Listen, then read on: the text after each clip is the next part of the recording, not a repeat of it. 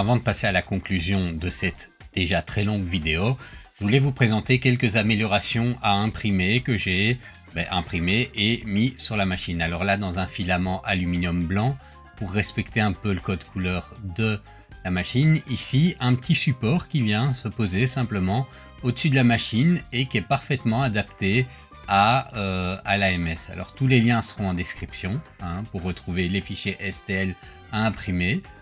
Mais voilà, ce support d'outils est déjà une première amélioration que je trouve intéressante à faire. Alors une seconde amélioration est à placer dans l'AMS, c'est un petit support pour pouvoir fixer un hygromètre. Vous voyez, comme ça, il rentre parfaitement entre deux bobines et il permet tout simplement de mettre ce petit appareil qui permettra de mesurer l'humidité et la température.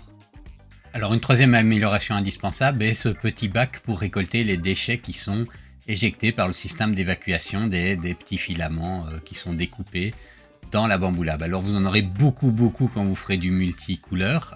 Ici je n'ai pas montré dans la vidéo mais j'avais pas mal de multicouleurs.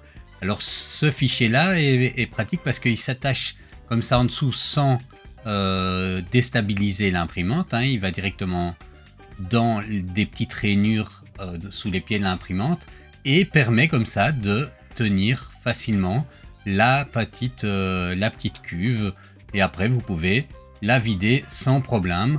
Alors ma quatrième amélioration, c'est un petit clip comme ça qu'on va pouvoir fixer en dessous de l'écran afin de pouvoir utiliser ce genre de petit appareil qui permet de convertir une carte, qui permet d'utiliser une carte SD à la place d'une carte micro SD. Alors moi je préfère parce que c'est plus facile à manipuler et les cartes SD, j'en ai pas de grande capacité chez moi. Alors voilà, une fois imprimé et clipsé, ça donne à peu près ce genre de choses. Alors ça bouge un petit peu, donc il y a moyen d'améliorer les choses en mettant du double face.